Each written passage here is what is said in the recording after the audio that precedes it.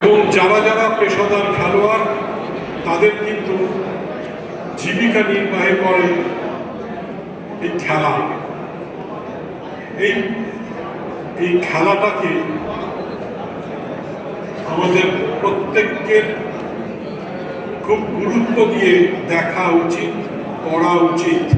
কারণ এতে হাজারে হাজারে ছেলে মেয়েদের, লাখ লাখ ছেলে মেয়েদের তাদের রুটি রোজগার, তাদের ক্যারিয়ার এর উপর নির্ভরশীল। যেভাবে অল ইন্ডিয়া ফুটবল ফেডারেশন ভারতবর্ষে এই খেলাটাকে পরিচালনা করছে, তাতে আমরা খুবই হতাশগ্রস্ত এবং আমরা সবাই যারা খেলাটাকে রোজ ফলো করি, আমরা সবাই খুব ভীত সন্ত্রস্ত যে এত খেলোয়াড়দের আজকে যদি আইএসএল না হয়, ক্লাবরা তো ক্ষতিগ্রস্ত হবে যারা আইএসএল খেলে। ভাবুন তো খেলোয়াড়দের কি হবে? তারা পুরো অর্থ কি পাবে?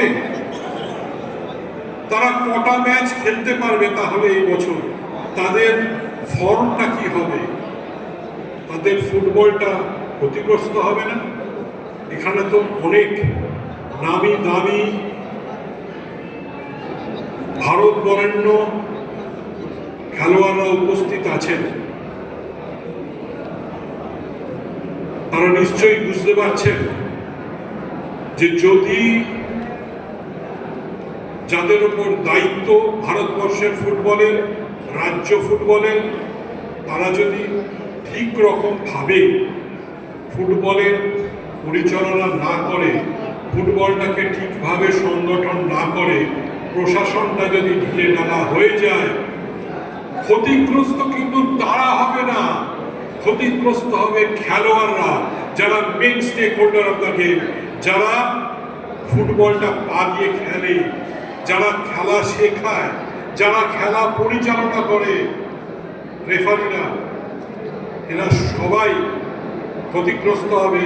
কারণ এদের মধ্যে অনেকেরই সংসার চলে এই ফুটবলের উপর নির্ভর করে। তাহলে আগামী প্রজন্ম তারা কোন ভরসায় ফুটবল খেলতে আসবে?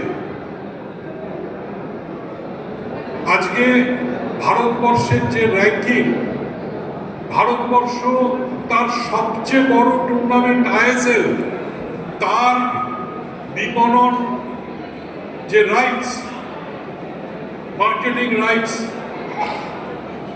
সেটা বিক্রি করার জন্য টেন্ডার করলো। একটা কোম্পানিও এগিয়ে এলো না। সারা পৃথিবীতে না কত বাজে বিজ্ঞাপন ভারতীয় ফুটবলে। তার মানে ভারতীয় ফুটবল আর বিক্রয়যোগ্য নয়, ভারতীয় ফুটবল নেবার কেউ নেই, ভারতীয় ফুটবলের কোনো মূল্য নেই, গুরুত্ব নেই। অন্যান্য কোম্পানিরা কি আকর্ষণীয় হবে এই ভারতীয় ফুটবলের দিকে? হবে না, কারণ জানে এটা একটা লস মেকিং প্রপোজিশন।